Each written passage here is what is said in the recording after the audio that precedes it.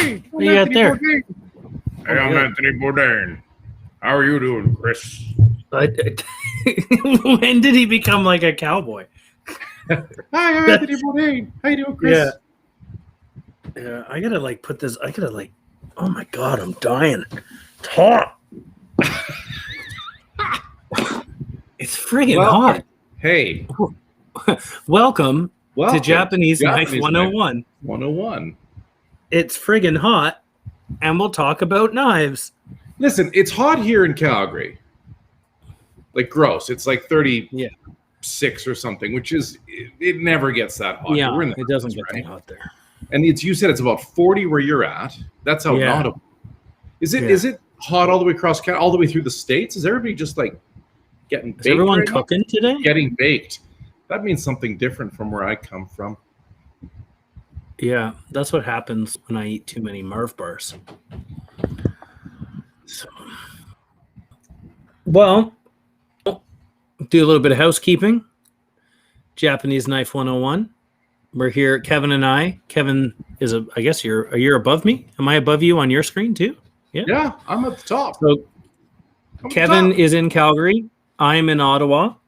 We are, this is our weekly show. A bunch of you kind of hang out all the time. Anyways, you know what we're about. But for those of you who are new, Japanese Knife 101 is your opportunity to ask all of your knife questions. Maybe you need all of your lame questions. Is that what you just said? I said knife questions. Did you just say all of your lame questions? No, that's just what you wanted me to hear.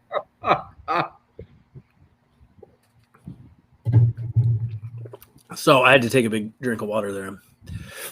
The basement, believe it or not, is a hell of a lot hotter than upstairs. Really? Oh my god! Yeah. There's a little air conditioner upstairs. My basement's the only place in this house that I can exist, although I'm not there currently because I'm a fool. Yeah. So Japanese Knife 101 is our chance. It's like Knifewear's Ask Me Anything. Happens on Tuesdays. We got a little bit of a new schedule going forward. I think we're doing for the summer, we're doing a little rotation with Naoto's Nerdy Power Hour on Tuesdays, but keep an eye on social media and such for that. Nathan's putting up a schedule once we get it all hammered out. This week, there's not going to be any sharpening night in Canada because it's going to be on Canada Day, and presumably everyone is doing something else. And then Naoto's also taking the day off on Friday as far as videos go. So, that's what to expect this week. We got a new member of our video making team. So you can expect to see, we're going to be doing one live. This is what it says on Chris Garbage's notes for me. One live video a week, one Sharp Knives Rock a month, and more of our great recorded content more often than before. They have been shooting a ton of videos. And all of that stuff is going to be coming up. So make sure you, subscribe to the channel, click on the bell button so you get notifications. If you're on Facebook, give us the little thumbs up.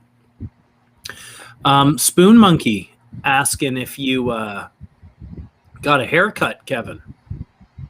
No, I'm rocking a man bun today because it's hot. It's not a thing I do generally, but I did. No, I'm considering it. I'm considering putting my hair up in this bandana to get it off my neck. Sorry, I disappeared there for a bit, by the way. Yeah, but you came back looking better, so I figured you had a plan. That was the plan. I fixed things. So I guess big news. We're supposed to talk about what's a good knife to bring camping. Well, I like this. Are you a camper, Chris? Are you a big camper? When I was a kid, I was in scouts and stuff when I was a kid. I'm not against camping, just haven't really had the opportunity. In the you live out in the country. That's kind of like camping. I don't anymore. I live in the suburbs now. Well, well, I've been there. It's more suburban, yeah. But you were out in the country. Yeah, well, I guess if you call getting drunk and sleeping on the deck camping, I used to do that a lot. I slept outside. What more is camping? So anyway, we're supposed to talk about best knife for camping. Yeah. We've got a second topic today. Yeah, I'm hoping that it is the same topic that I have prepared for. The second topic is celebrity endorsed products or celebrity products like Wayne Gretzky whiskey. I was at the liquor store yesterday and the person in front of me was buying 6 bottles of white Wayne Gretzky wine, 6 bottles of red Wayne Gretzky wine, and a bottle of Wayne Gretzky whiskey. Apparently, there's also Wayne Gretzky, like Bailey's, that sort of kind of idea. Oh, like an Irish cream sort of Wayne thing. Gretzky cream, I guess. I don't want Wayne Gretzky cream. No. Wayne Gretzky cream. And apparently he has a brewery now, too, making very, very beer. And here's my thinking. How about this? How do you feel about celebrity products like this? I think there are good ones and bad ones. I got a Mechie here trying to get my attention. Yeah. Well, you should probably work. Got like coming in Yeah. a shipment in like the next few weeks. Somebody wants to buy one. Easier to sell to them now, unfulfill it. Yep. Okay. Yeah, exactly. Or leave it. You can leave it. Chris, as are we such. interrupting you at work? Well, I'm trying to, I'm trying to keep the wheels moving over here. Hey, Here, Mark, let me mute myself for a second. Mark I'll tell says you my somewhere in BC, it got to be 47.3 degrees Celsius, hotter than the hottest day ever in Vegas. Is that true? Can that be a thing? I don't want to. I listen. I was in Syria and southern Egypt in the summer in '99, and I'll tell you what. One day we got up to 55. 55 is hotter than I want to be. I think you could start. I think that's what. I think that's what Heston Blumenthal cooks his food at is 55. Yeah. So I was slowly denaturing. Ugh. Okay, so this person behind me, or in front of me, I mean, was buying all this Wayne Gretzky hooch. It got me thinking, who buys these things? Well, I know. So here's what I'm thinking, right? Here's my thing. I would buy Snoop Dogg weed. Yep. That makes sense. Yeah. I would not buy Wayne Gretzky wine. Wayne Gretzky, the name Wayne Gretzky doesn't think of wine. Do you know why? I wouldn't buy Wayne Gretzky wine, and I wouldn't go to Heston Blumenthal's hockey camp. No. Do you know what I mean? No, I wouldn't buy knives at Home Depot, kitchen knives. No. Spoon Monkey here says any chef's knife like Jamie Oliver, Heston, Gordon, they drive them crazy. But you know what? Though, like, it's at least they go together. Like they might not be the best knife out there, but it makes more sense. I know that. I think for Christmas one year, Maeve bought her brother-in-law a bottle of Wayne Gretzky whiskey because he's a bit of a hockey bro. But I don't know if it was any good or not. So I've been kind of talking about it. I mentioned it on Twitter last night. My Twitter handle is, by the way, @KnifeNerd. And I mentioned on Twitter, thinking I was just going to get a bunch of people saying, gross. But, you wouldn't believe it. So many people just really take this product seriously. Wayne Gretzky wine and Wayne Gretzky whiskey. Yeah, because there's a lot of celebrity. So many people telling me they've tasted it and they've tried it or they like it or whatever. I'm like, oh my God. But one guy said it's only for the departures lounge at the Edmonton airport. And if you're too fancy to go get slaughtered drunk at Chili's, that's when you go and have Wayne Gretzky wine at the other place. Admiral Longstash asked, would you buy Motorhead bourbon? I don't know. I don't know if you can call Jack Daniel's bourbon. Can you? I think it says bourbon on the label. Does it say bourbon? I don't know. But I suppose lots of people do. Hey, can you hear my fan? I got a fan blowing on me. And if it's making the sound terrible, let me know and I'll change it. No, you're good. So, we're supposed to talk about camping. We're going to talk about... No, listen, go to Twitter. Go to Knife Nerd Twitter and cast your vote. It ends in less than an hour. Cast your vote. We'll talk about, because I actually have a vote going on there, a poll going on there. And this is it. This is it, Chris. It's Celebrity Hooch. Which do you prefer? Gretzky wine, Marilyn Manson absinthe, Ryan Reynolds gin, or AC/DC tequila? They all sound terrible except Ryan Reynolds gin, I'm told, is fantastic. Because apparently I think it was a really he's just great company, and then he bought it and did nothing to change the name or anything. I think he's just lent his ads for them. I think that's exactly what happened. Yeah, it's just he became the spokesperson for it. But yeah, it's not called Ryan Reynolds Gin. It's called Aviation, I think. Yeah. Yeah, I've heard good things. Never had it, but you know more about gin than I do anyways. I like it. Yeah. Yeah, you know what? I'll stick I wouldn't. Yeah. Looks like I'm with the masses there. So you got 15% with the Gretzky stuff, 4% with the Marilyn Manson absinthe. You know what? I wouldn't give a penny to Marilyn Manson. It turns out he's a pretty terrible person. There's a lot of serious allegations against him these days. Oh, really? Yeah. I can't keep up on my Marilyn Manson news. You know how I'm always listening and doing a lot of Marilyn Manson things? Yeah, I know. A lot of Marilyn Manson stuff. Well, Steve, I think this is Steve Nickel, is loving their chef presses. Can't help. This is a good point. Can't help but feel stupid every time I use them, though. So simple and well designed. You just have to say, why didn't I think of this? Listen, I'm with you. I can't. You know what? It's so much better than the ones that are just a flat piece of steel because the holes let the steam come out too. Yeah, you gets a lot crispier. They just work better. Yeah. Oh, I don't know. Mark Laporte says here, Trailer Park Boys beer, Freedom 35 or their whiskey. I can't imagine. No, I imagine they just wring out a bar towel and put it into a bottle. I've seen Iron Maiden lager. I've seen Iron Maiden wine. I just don't think of Iron Maiden and wine. It's just not a thing. Like I'm not going to go and pay money to listen to Gordon Ramsay's band. No. At the Saddledome. No. Which is, by the way, a very large venue here. It is the big one. Talk about the stickers, Kevin. They're a good story. So, does anyone know who this guy is? His name is Frank Tchaikovsky.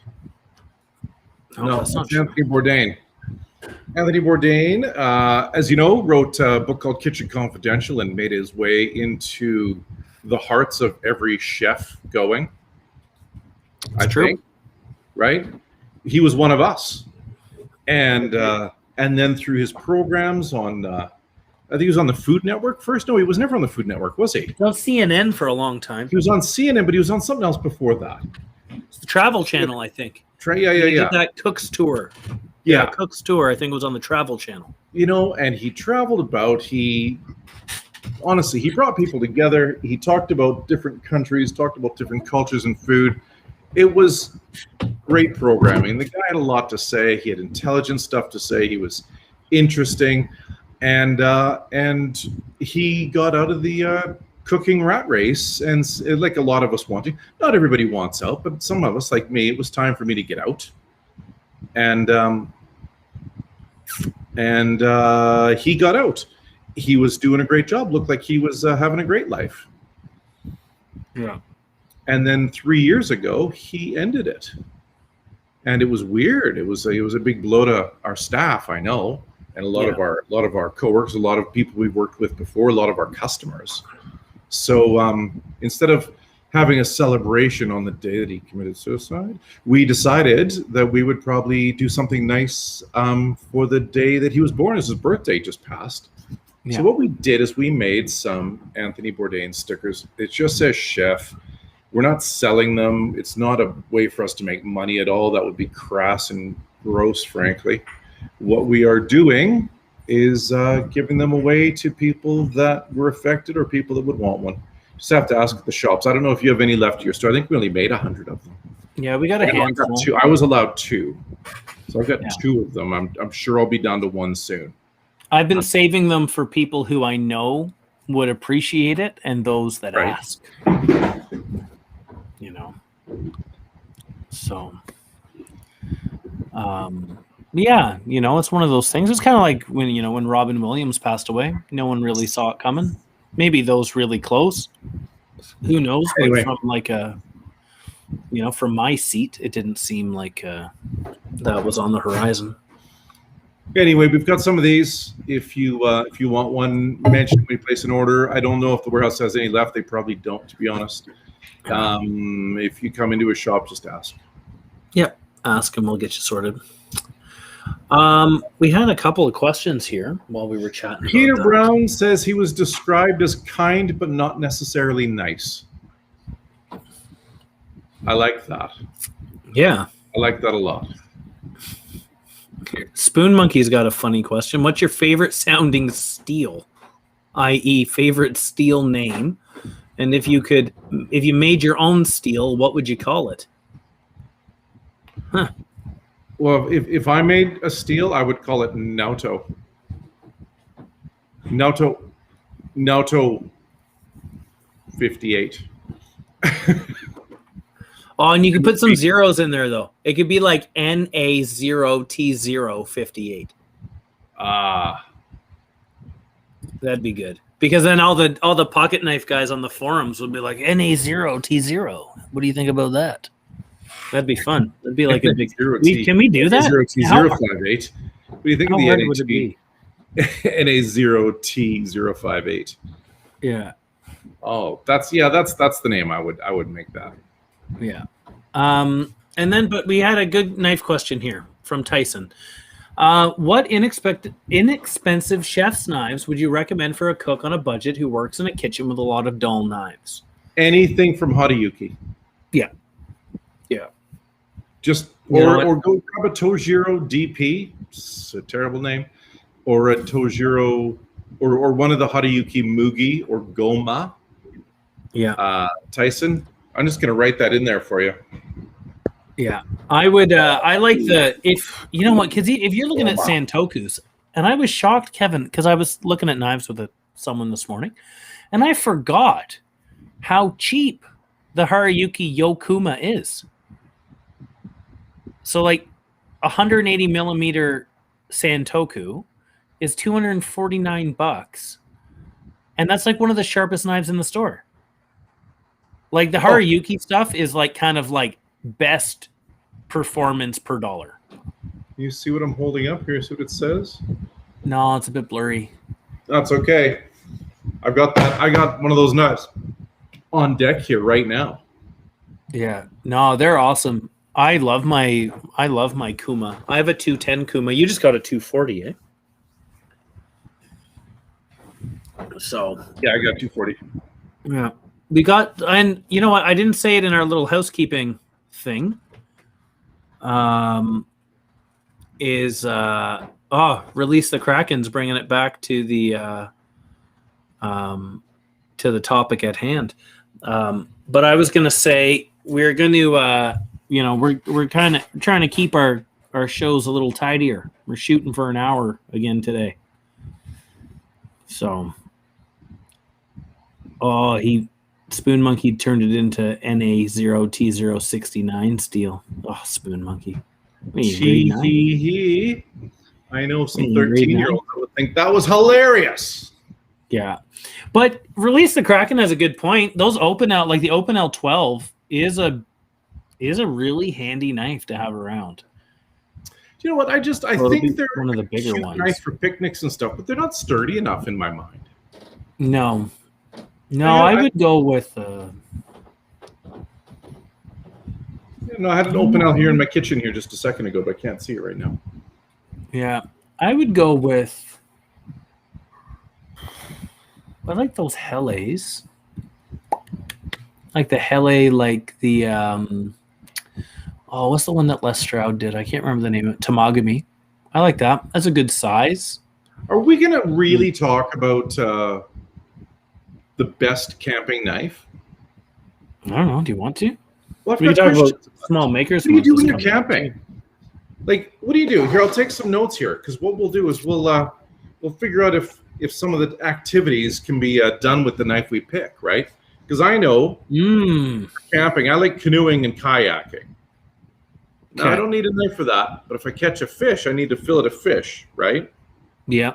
See, for me, camping is like drinking beer and eating hot dogs. Like, I need a knife to get into a hot dog package and maybe like cut a stick so I can like toast a marshmallow. Well, you got to whittle your stick. Yeah. Yeah. Yeah. Well, see, your fishing stuff. I will fish. I will fish for entire days if I've got a chance where I'm camping. Tent. Do you tent? You don't. You probably have a trailer. You probably No, glam. I'd have a tent. I'd have a tent. Yeah, I got like a little like 2-man tent. Yeah? I Yeah. prefer a tent. Yeah, tenting's fun. I like tents. Yeah. Okay, so you might need to whittle a stick, right? Yeah, I'd whittle a stick. Fillet a fish. I know how to fillet a fish, you know? Well, If I yeah. caught a fish, I've never caught a fish. I'm probably the only Newfoundlander who's never caught a fish. That's why they kicked you out. That's why I'm not allowed back. That's why they kicked you out. That's why I haven't been back since 97. Well, Kraken confesses, Kevin. And Open L has zero knuckle clearance. I can respect that. Yeah. Yeah. Well, when you were going to do your bike ride, you were going to bring a Masashi Kobunka or a Kogyuto, weren't you? Yep. That was your one knife to rule them all. That's right. So yeah, because I was going to ride my bike across Canada last year, but something happened. Did you hear about this? There's a pandemic. There is a pandemic. A pandemic, not a national demic. A pandemic. No. And I canceled. But Masashi made me a 150 Gyuto with SLD steel. You look hot. Oh God, I'm dying. It is so hot. And I got jeans on. Is it all over North America this hot? I don't know. Usyk was saying it's hot where he is. He's down in the States. I can't keep track of where all the guys in the States are. I know Fred was in Pennsylvania. I keep forgetting where Usyk's from. Someone's from Texas.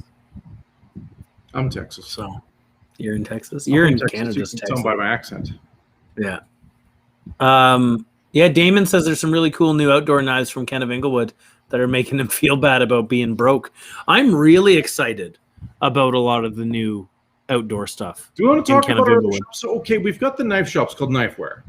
Yeah. We've also got a second set of shops called Kent of Inglewood. Well, it's now just a shop in Calgary and a website. But we do all of your folding and outdoor knives. Yep. Axes. And then all of your shaving and grooming needs as well. So straight razors, safety razors, shave brushes, all the shave creams and stuff, beard care stuff. We've got a great shampoo. And Chris, obviously you don't have to worry about this, but if you're a bit older and maybe you were going some gray, shampoo and a conditioner that work great.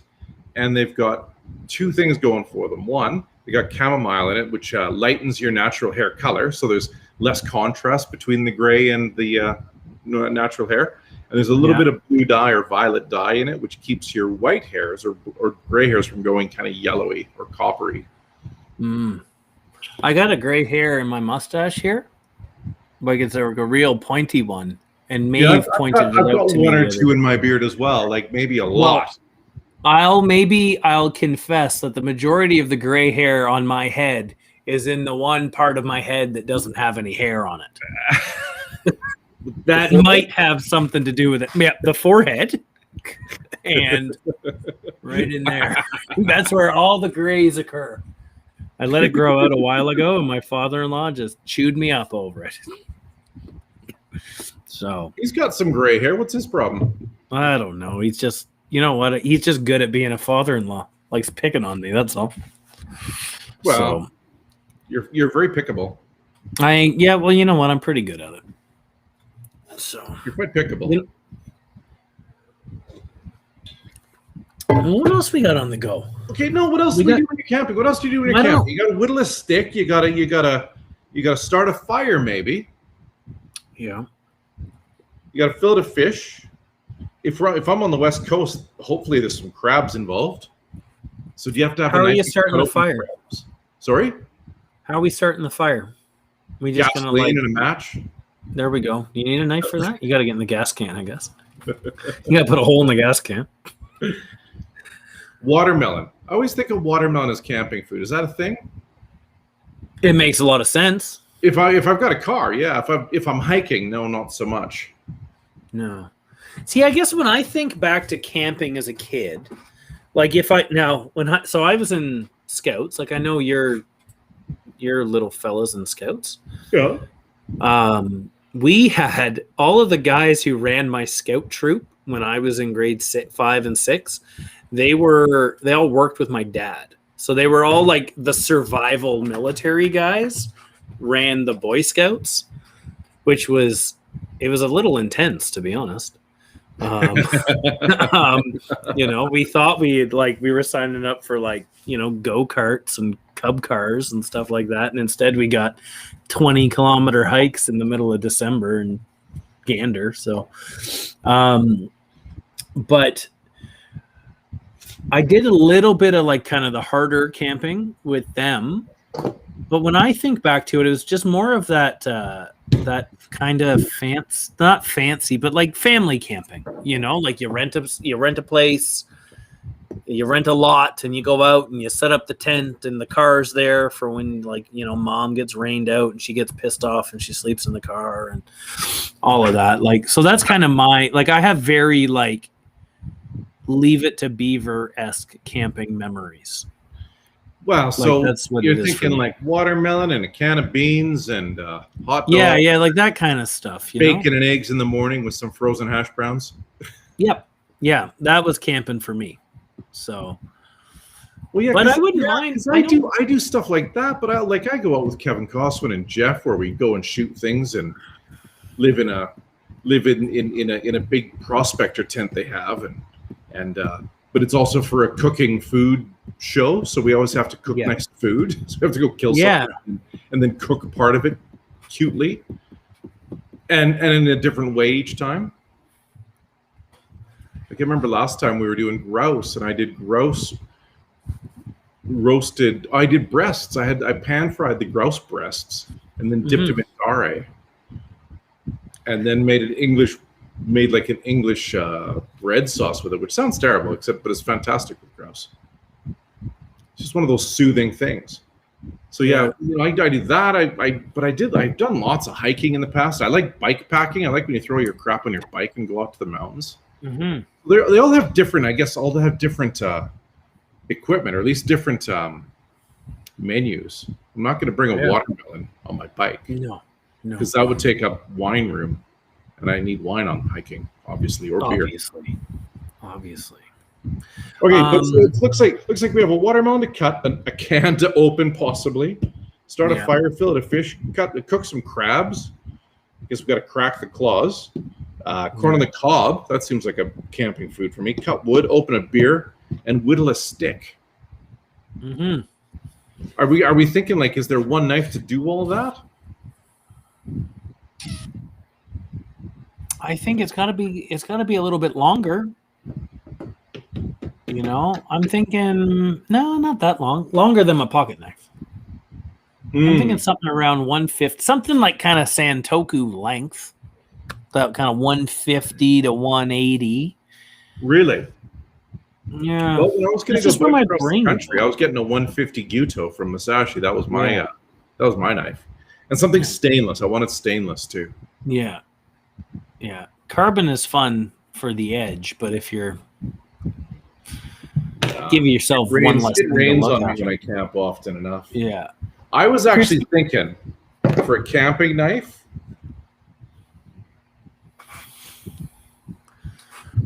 Oh yeah. What size is that? Is that a 240? That's my 240. Yeah. So that's a Haruyuki Kuma. Mm-hmm. So this is actually the first knife I bought from Japan years ago. I bought a Santoku with a Western handle though. Yeah. And I think this would be a great knife. It'd be a great knife for camping. It's stainless, but you know what? I wouldn't want to do bad things to it, right? It's not rugged enough for I wouldn't whittle with it. Can I tell you a crazy I pushed my Kuma pretty far one day. Mm-hmm. It was my first day I was teaching at Algonquin, the last semester, when the pandemic started kicking off. My very first day was seafood prep. Right. And I had no idea what I was walking into because they don't really I know what recipes and whatnot I'm supposed to go over with them, but the first day of class, you're trying to get into the swing of things. And I had 2 lobsters there and the only knife I had with me was my Kuma. And I didn't have the gut. I didn't want to ask one of the students to borrow one of their knives because it would have taken a lot of clout away. You know, like if I was like, here, give me your knife. I don't want to wreck mine. You know? Can't do that. No, because that part of their mark is like, come to class prepared, right? So I had to just make it like I meant to do it. And I stabbed a lobster in the head, as you do. I don't know if anyone, like, if no one's ever cooked a lobster before. I don't do that. The nice thing to do is, yeah, but I was like in school, and you're supposed to, you know, normally I would do the same, or you rip their arms off and you cook those separate and blah, blah, blah. So I stabbed it in the head with my Kuma, terrified that I was going to bust my knife in front of a class full of students. Didn't do it, though. I did a good job. I pulled it off. That is not an endorsement for the handful of you who are watching to try to cut lobsters with your Japanese knives. I got away with it once. Skill, knife handling skill goes a long way in not chipping your knife also. Do you remember Mike was trying to do a video a while back about chipping a knife and he couldn't chip it? Yeah. And he ended up swinging. Yeah. And, well, we've had those conversations over the years too, right? Where it's kind of been like, how did they do that to this knife? Like, because because that's part of, like, when we get a new line, like, what's one of the first things we do, right? Is like one of us, usually Kevin or someone close to home there, like, brings the knife home and kicks the shit out of it. Yeah. Like, but there's been times where, like, yeah, like I chipped my Denka when I first got it because I gave a couple scrapes on a cutting board. But that first edge on Fujiwara's knives is insane. It's too delicate. It's sharp. It's crazy sharp, but it's too delicate. Yeah, but then other knives, like my Moritakas, I've been so mean to those over the years. Never chipped it. But I don't know. Maybe it's you know, it's like you said, it's just practice, you know. Kind of know what you can and can't do. What's the best knife for dicing an onion on a canoe paddle? You know what? I've never done that. I've filleted fish on a canoe paddle, but I've never used it as a cutting board for cut. Because I don't want to cut into my canoe paddle. I'd wreck the finish. But see, he said that fish on a canoe paddle. That's for sure. And I thought that was genius. I was like, I would never have thought to do that. Oh no, you would just totally scar up your I think. I don't know. Like my knives would cut right through the finish. Yeah. Here's a question. Because I was kind of wondering what your answer to this would be.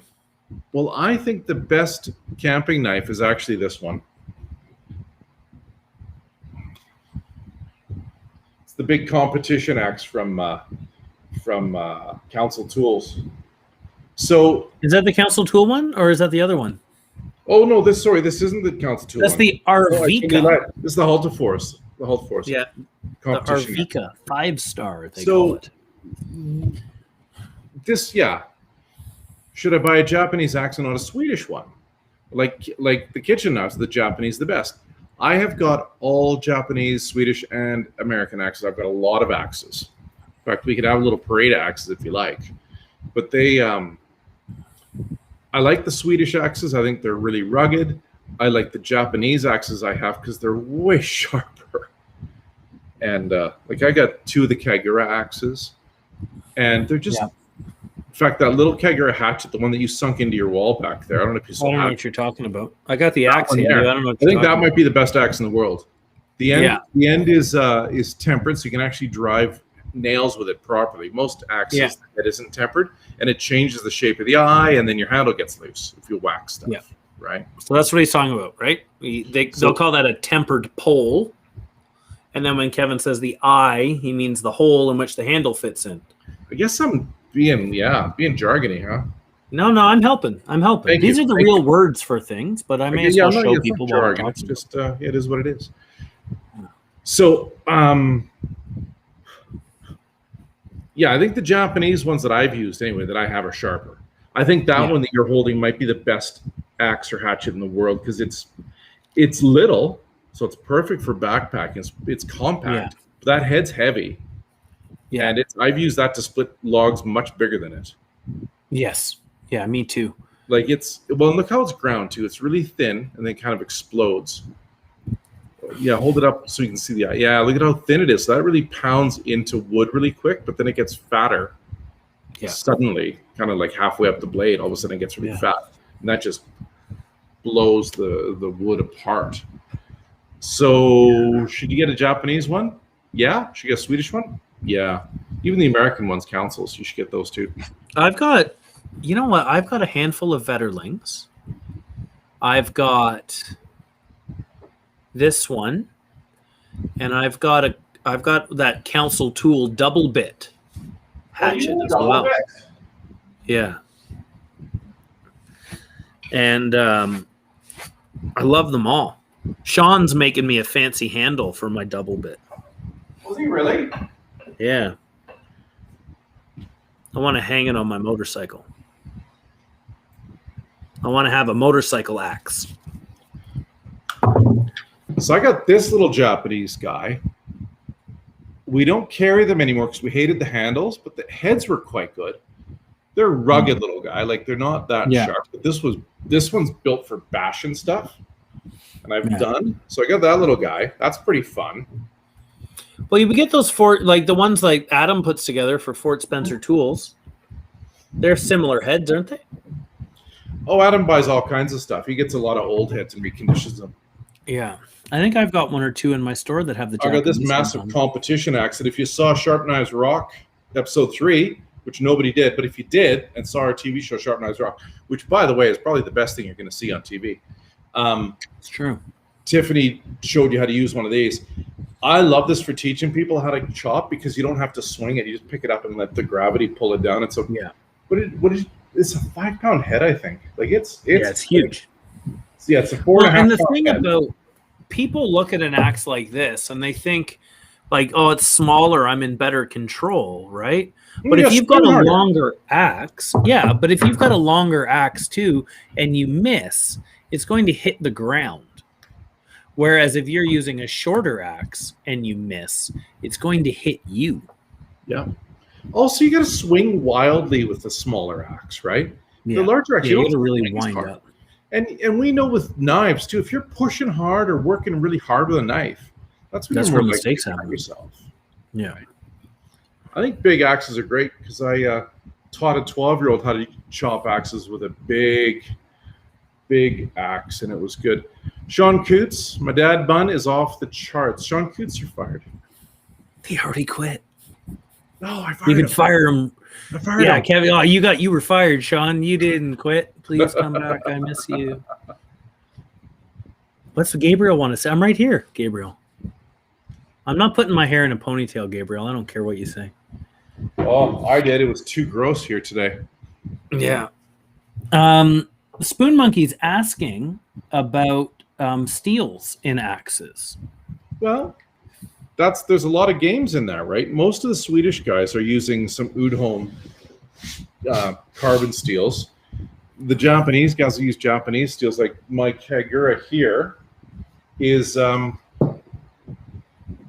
blue steel number 2 or number 1. I don't know actually. I think, well, if I remember, if it's based off, like if it's anything like all of the knives were blue number 2. Okay. So I'm assuming this is as well, but I don't know for sure. Yeah. It's blue a bit of an assumption. Blue one's often a tool steel. Yeah.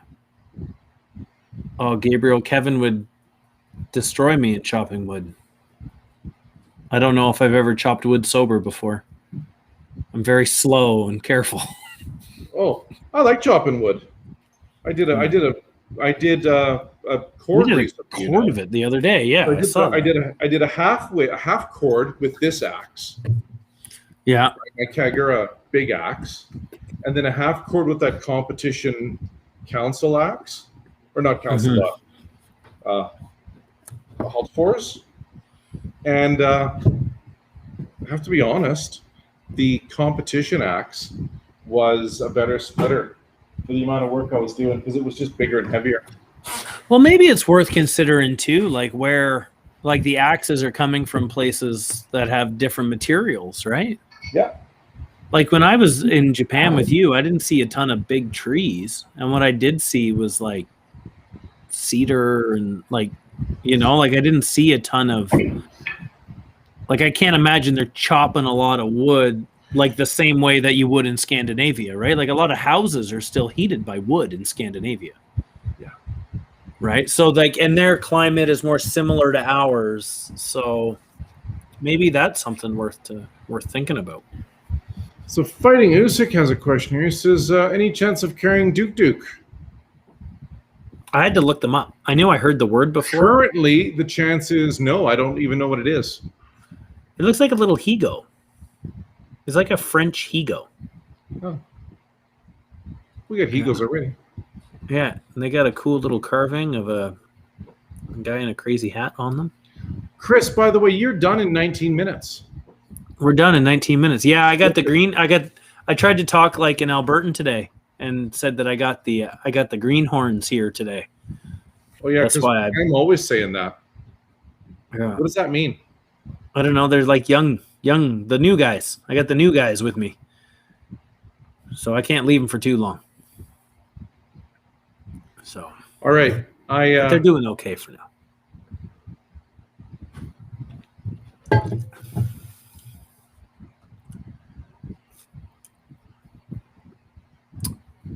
Yeah, I've never held on to one of these Usyk, but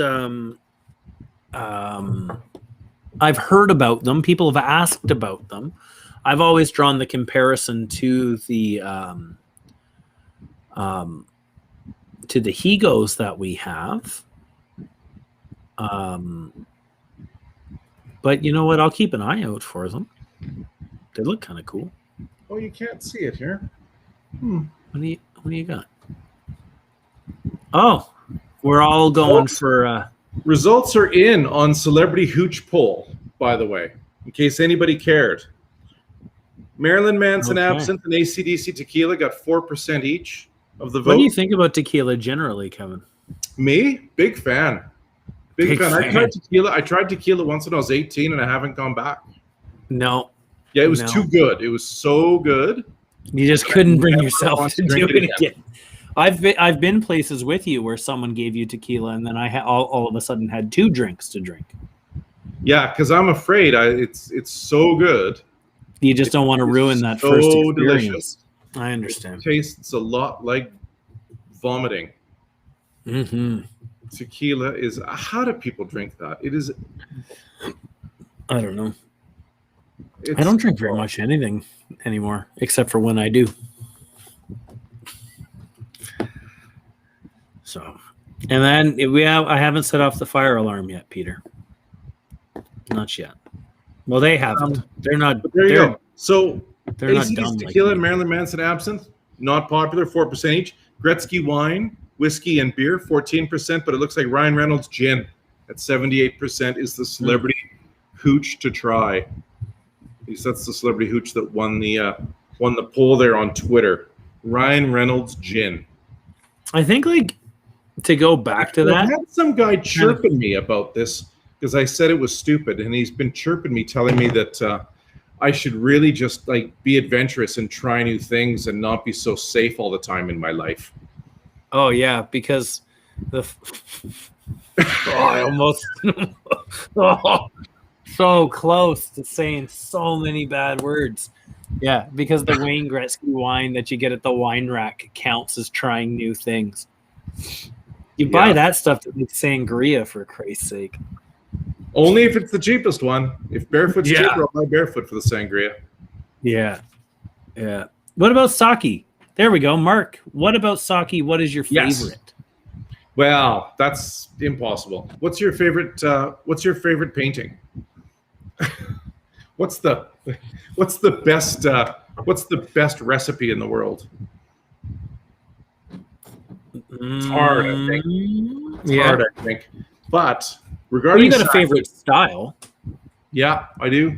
I like Junmai Ginjo and Junmai Dai Ginjo. I like the Junmai ones. I like the fresh sakis where they don't add alcohol after, because there's kind of like 2 branches. There's a lot of types of sake. But let's just make it real simple. There's kind of 2. There's like the the fresh and the not fresh, or the junmai and the not junmai. And what it means is the junmai hasn't had basically distillate added to it. And usually you'll find the really cheap sakis have a little distillate added to it. It stops the fermentation, it ups the alcohol a bit, and you can make it a bit cheaper. So a lot of the cheaper ones are made that way, but then again, some of the really nice ones are made that way too, because they makes the sake a bit more full-bodied. So it'll stand up to beef or pork better than delicate sake. I like something. I'm gonna grab some. My Daikinjo. It's just really delicate stuff. And if it's from Niigata area, so that's where Tsubame Sanjo, so Toshiro, Masashi, Hinura, Mizaki, those guys, where they're from, Iwasaki. Those are the sake. That's the region of sake I love, because it's just good water, really good clean water, and great rice there. So there you I go. bought this the other day it was Sean's last day, and we wanted to have a drink. Yeah. But this is that sake maker in Toronto called Izumi. Oh, any good? I've never tried it. Oh no, you know what? We did have it. Sweet stuff on tap one day. It was really sweet though. Yeah, but you know that place that I like in Toronto called not Dilo, it's the place above it. Charlotte's Tavern? Lopan, the place above. Remember that the chef there was gonna get us out of a bind. Yeah. But they had the regular the junmai stuff on tap there, which was a lot nicer. But this is just yuzu juice and lime juice with sake. The yuzu sake they make in Japan is just, I call it danger juice, man. Oh, this would lay you out. Like, this is so good. See, so that's why I bought this, because this would give us 4 nice glasses and I could get home. You know, like, this wasn't going to get me in trouble with 4 of us present. One night I drank one of these to myself. And then, you take your brain out of your head. Yeah. And you put it in your pocket. For safekeeping. For safekeeping. But you know what? We were talking there about, there's a couple good, we may as well just talk about booze at this point. Gabriel is saying that the Proper 12, which is a new whiskey by Conor McGregor, he's the UFC fighter, I think, right? Yeah, I heard it tastes like testosterone and jock straps, which is nice.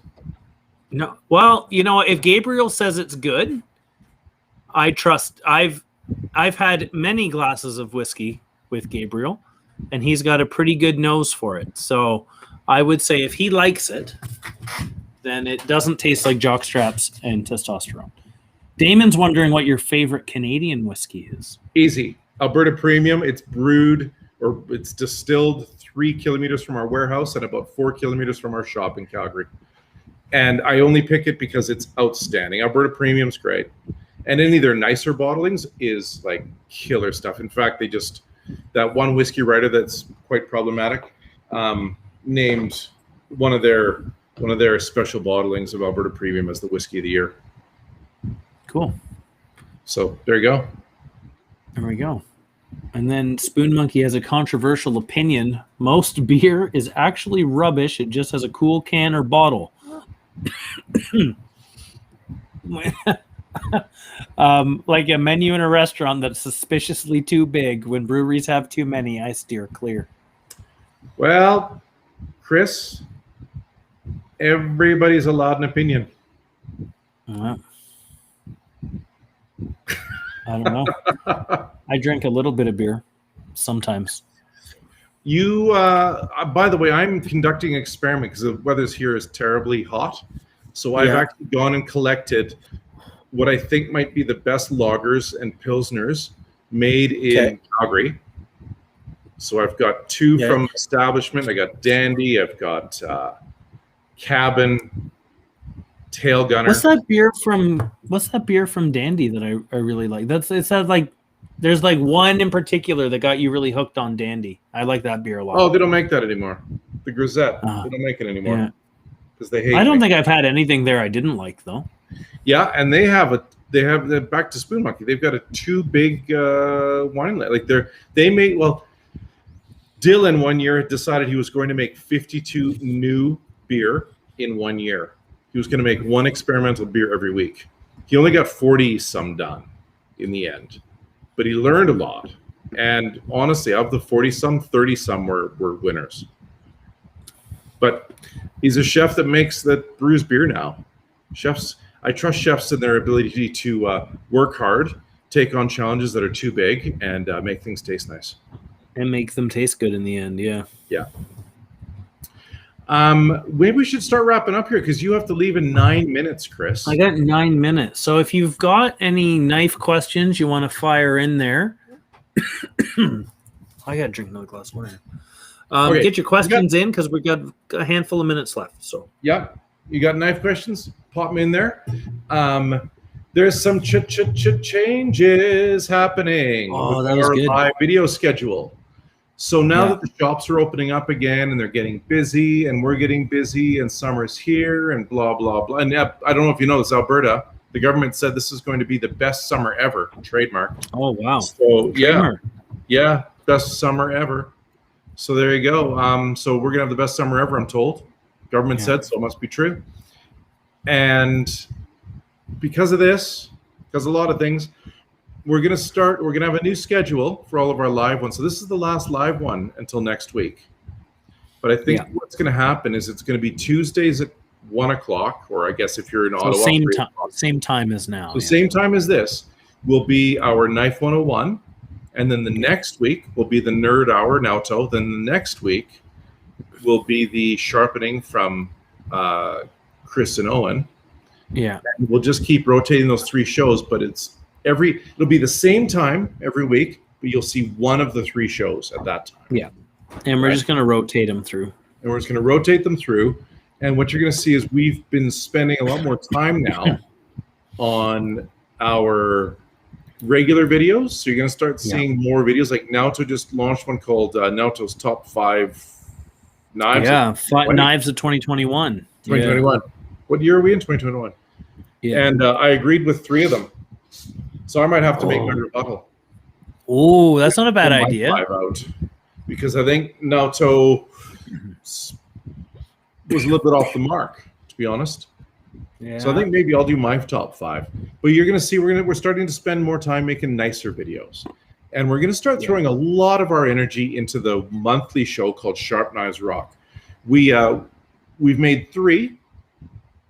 The 3rd one was better. The 4th one's going to be great. And we're just going to keep getting better until ABC picks us up and puts us on the prime times. Yeah, that's what it'll be. How come Naoto doesn't have COVID hair? Because he has some style and some class, and he gets his haircut sometimes. Yeah. I've taken, MRK, I have taken this opportunity to not get haircuts. Something I've wanted to do my entire life and just never had a feasible excuse. So, I was going to say earlier, someone asked something about with the new set of restrictions in Ontario, like as we open up a little bit more, what does that mean for the Ottawa shop? It means that instead of having 2 people in the store at a time, I can have 4, which is going to be helpful. It's twice as many, but that doesn't kick off until Wednesday. Okay. Which is tomorrow. Right? Today's Tuesday. So tomorrow, I'm allowed to have 4 people instead of 2. There we go. July 1st, which is also called Canada Day, which is also Thursday this week. Thursday this week. Yeah, we're going to be closed. We're all going to be closed. But in Edmonton, the mask bylaw is gone. Oh, not here yet. We're going to still ask people to wear masks till our staff get... I guess we can't force anybody to wear masks, but we're going to have a sign at the door that says, to help us through things, can you just wear a mask? So hopefully some people do. Yeah. We'll see. But and anyone in Ontario. More mask bylaws in Edmonton. I'm sure Calgary will fall next year. Yeah. I know that our city council's meeting on Monday to talk about it. Yeah. By the way, Chris, Yeah. Monday the 5th is the birthday of someone who loves the show Uncle Buck. You know that film Uncle Buck? I do. It's the best film ever. That and Cannonball Run. Yeah. Name a better Name one. a better one. Name a better one. Name a better one. Good to know. Good to know. Remember when I bought that person a VHS copy of Uncle Buck and stuck it in my month-end paperwork? She was over the moon happy. Oh, yeah. Listen, Small Makers Month is coming up July 12th to August 8th. I don't know why there's an end date. It's July 12th until they run out. Think of Small Makers Month like asparagus or good strawberries. Is there such a thing? I don't know. But these things have a season, right? Asparagus has a season.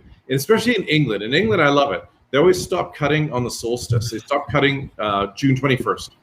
Oh, really? I didn't know that. That's cool. Cutting your asparagus so that they can actually grow and turn into the big fern-looking thing that they do, and then and get ready for the winter, right? You can't just keep cutting asparagus all year. So asparagus in England, for example, always stops on 21st. In Alberta, we usually stop pretty, first week in July. Yeah. We have the right climate here to grow grass. We're very good at growing grass in Alberta. Mm-hmm. A lot of sun. So asparagus is grass. That's why I mentioned grass. Yeah. But the what was I saying? Small Makers Month. There's a lot of makers in Japan that just their production is too low that they can't supply our 6 stores with a year's worth of knives.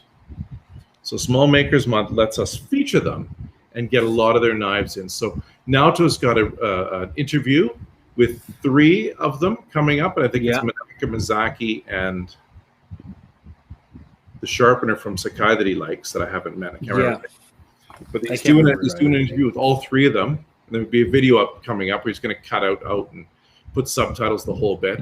That's going to launch, I think, on Sharp Knives Rock. Next episode of Sharp Knives Rock is July 12. Oh, first day of Small Makers Month. Well, there we go. Look at that. It's almost like it was on purpose. Wow, is that why we chose that? Oh, maybe. I don't know. You and I we didn't decide that. Someone else did. Someone above us, for sure. Yeah, someone, whoever your boss is, decided. Kasumi. Andrew, will there be a Small Maker Month preview or another section on the website like garage sale? Yes, I would assume so. Yeah. Yes. In fact, I think it's on there right now. I think you can press the Small Maker button. I think there's a button. I haven't been to the website yet. I know it's going to happen. If not yet, it'll be soon. Where you can go press the button that says Small Makers Month and go see them all. Now there'll be guys like the name of. There'll be Hinura will be in there because I think we got some Hinuras coming in. Yeah, and so some guys that we just can't get very many of. Like I'm sure if we can, I don't know if we swung any, but I think we've got some. What's that one that you've never seen, Chris? I don't know. Shigefusa.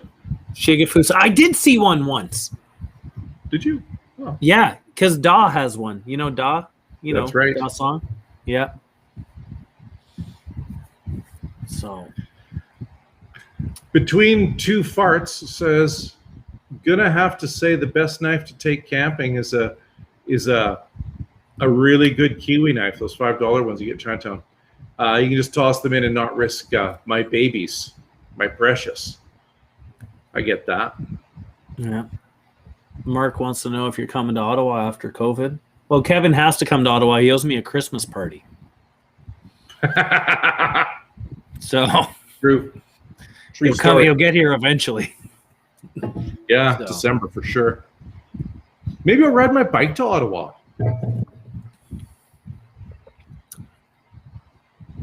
It's unlikely. Maybe I'll do that next year. Maybe do it today. It's hot out today. That's still a pretty big feat. You know what I did this morning? I'm gonna have to go because it's 4:00 now. But I put on. So I bought my motorcycle this time last year. I've ridden my bike 10,000 kilometers. Holy bananas! As of this morning, it was a brand new motorcycle when I got it. It had 0 on it. Now it's got 10,005 kilometers. Wow. Yeah. Last year on my bike, I put on 4,000 kilometers on my bicycle. That's not very far compared to 10,000. No. Nah, and even 10,000 is not that much compared to some people. The guy who won the mileage award last year had 24,000 kilometers on his motorcycle. Holy. In one season. Holy bananas. Yeah, I know. Just lives on it, I think. So I guess we should say goodbye. We're going to stick to it. We're trying to keep this more concise so it's a little more enjoyable for everybody as well. Otherwise, we'll just ramble on about nothing for God knows how long. So just a reminder, no more videos, no more live stream this week. Come hang out with us again next week. Same bat time, same bat channel. Same bat time, same bat channel. And, keep an eye on social media, on the YouTube community page for the new schedule as it comes up. That's where I'm going to look for it. So, and then we've got, there was one more thing, like and subscribe. That was the thing. That's what I was going to say. Like and subscribe. There's this guy named Gabriel McCaffrey. Says he'll entertain us both in Ottawa. Nice. Both of the Kevins. Both Kevins. Or maybe he means me too. There's two of us. You're not a Kevin. I checked. Chris, that's a question for you. How long for the free sharpening? I think that's over now. Restaurants are open, aren't they? We've got dining rooms aren't open yet in Ottawa, but they will be shortly, I think. That's what the basis has been. We should just touch on that real quick. When all the restaurants across Canada basically shut down in every province, either they shut down indoor dining or just shut them down completely, except for takeout. We went and gave free knife sharpening to all the chefs that were affected in all of our cities. Yeah. Just come in and get your stuff done for free, which, by the way, I would like to say, it's really good. I was really proud that we did that. I was happy that we could do that. Mm-hmm. Because I don't know many other places that did free sharpening for chefs for 3 months straight. Yeah. But I know 5 knife stores in Canada that did. Yeah. And so I think maybe Ottawa might be the only place still doing some free sharpening until you guys open indoor dining. Also, indoor dining is not until tier 3, so we've got it for a little while longer. Also, tomorrow, Chris, I'm shooting a podcast. Oh yeah, for a YouTube channel called Never a Dull Moment.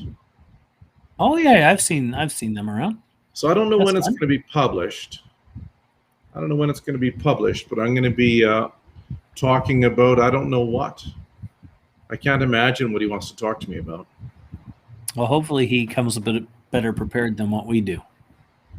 I plan to come just the same amount of prepared. Well, yeah, but it's on him, Do you think I should wear this hat? This is that's our buddy in Maui. Oh yeah. Well, yeah, do it up. Yeah, what's his shop called again? Oh right, Razor Sharp Hawaii. Yeah. So maybe I'll wear his hat. I haven't seen him in a little while. Have we? No, I haven't seen him at all. In a while. No, he's really nice. That was nice of him to send you that. I know. Cool. Well, yeah. Well, why don't we shut it off? Thanks, everybody, for tuning in. And you know what? Get in touch with us if you need. TV at knifewear.com. If it's about the shows, hello at knifewear.com. If you need help with with your order or something like that. Yeah. Enjoy the rest of your day. Exactly. All right. Thanks for watching. See you.